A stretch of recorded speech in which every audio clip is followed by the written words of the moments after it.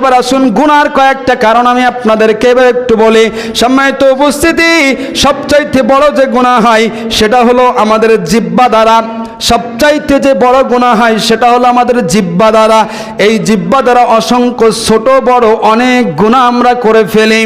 কারণ সবচাইতে অধিকাংশ মানুষ জাহান্নামে যাবে, অধিকাংশ মানুষ জাহান্নামে যাওয়ার কারণ হবে তার জিহ্বা।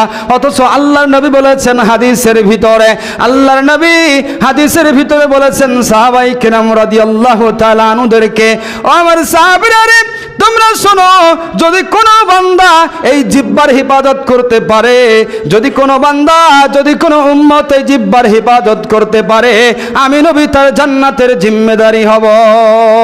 তাহলে একেবারে সহজ জিনিস নয় এই জিহ্বাটা। এই জিহ্বা দিয়ে অগণিত অসংখ্য পাপ আমাদের হয়ে থাকবে। এই অসংখ্য পাপ আমাদের হবে। তার প্রথম নাম্বারে যে পাপটা হবে সেটা হলো মিথ্যা কথা বলা। আজকের অধিকাংশ মানুষ মিথ্যা কথা বলে। মানুষ হাসির ছলে মিথ্যা কথা বলে, মানুষ হাসির ছলে মানুষকে মজা করার জন্য মিথ্যা কথা বলে।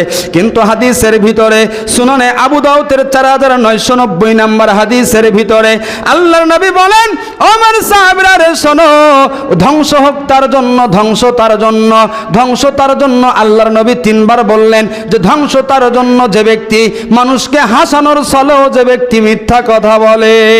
আমরা অনায়াসে মানুষকে মিথ্যা কথা বলি, মানুষকে মিথ্যা কথা বলে বিভিন্ন জায়গায় নিয়ে যাই, মানুষকে মিথ্যা বলে মিথ্যার প্রতিশ্রুতি দেই। অথচ আমরা এত পরিমাণে এই জিহ্বা দিয়ে মিথ্যা কথা বলি। আল্লাহর নবীর কাছে একজন বৃদ্ধা মহিলা আসলেন, হাসির ছলে মিথ্যা নাই, আল্লাহর নবী মিথ্যা কথা বলে নাই, কারণ ওখানে এমন একটা শব্দ এসেছে। আল্লাহর নবীর কাছে একজন বৃদ্ধা মহিলা আসলেন, বয়োজ্যেষ্ঠ মুরব্বী মহিলা আসলেন এবং আল্লাহর নবীকে বললেন, ইয়া রাসূলুল্লাহ, আপনি আমার জন্য দোয়া করেন যেন আমি জান্নাতে যেতে পারি। ওই লোকটা ছিলেন বয়োবৃদ্ধ, একেবারে বৃদ্ধ মহিলা। আল্লাহর নবী বলেন, ও মা, তুমি কখনোই জান্নাতে যেতে পারবে না।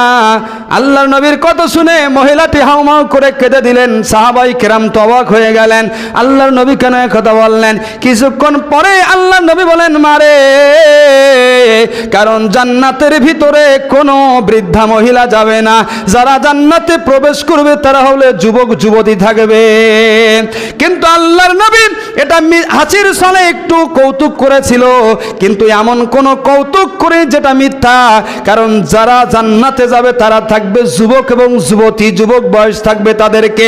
কিন্তু আমরা এত পরিমাণে মিথ্যা কথা বলি, কৌতুক করে হোক, মানুষের হাসির ছলে হোক, ব্যাপক মিথ্যা কথা বলি। এই জিহ্বা দ্বারা এত পরিমাণে মিথ্যা সংগঠিত হয়।